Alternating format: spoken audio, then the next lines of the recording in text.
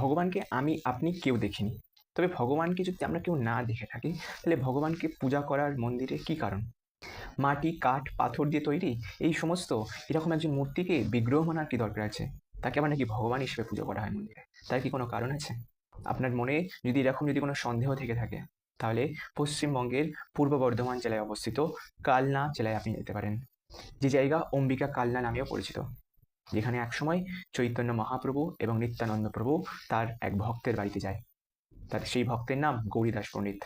গৌরীদাস পণ্ডিত চৈতন্য মহাপ্রভু এবং নিত্যানন্দ প্রভুর গভীর শ্রদ্ধা সহকারে সেবা করেন, এবং সেই সেবায় সন্তুষ্ট হয়ে মহাপ্রভু নিত্যানন্দ প্রভু তার বাড়িতে অনেক দিন ধরে অবস্থান করেন। গৌরীদাস পণ্ডিত তাদেরকে অনুরোধ করে তারা যাতে বাড়িতে আর কিছু দিনের জন্য থেকে যায়। এরকম বলতে বলতে অনেক দিন ব্যাপী তার বাড়িতে থাকে, এবং শেষ পর্যন্ত যখন চৈতন্য মহাপ্রভু স্থির করে যে আমি এখন যেতে চাই, তখন চৈতন্য মহাপ্রভু তাকে আদেশ দেয় নিত্যানন্দ প্রভু আর গৌরাঙ্গ মহাপ্রভুর একটি মূর্তি বানাতে।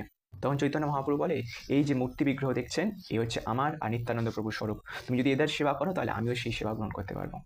তখন গৌরীদাস পণ্ডিত বলছে, স্বয়ং যেখানে চৈতন্য মহাপ্রভু এবং নিত্যানন্দ প্রভু আছে, তারা আছে, আমি তাদের সেবা করবো না করে এরকম কাঠ পাথরের তৈরি মূর্তি কেন আমি সেবা করতে চাইবো?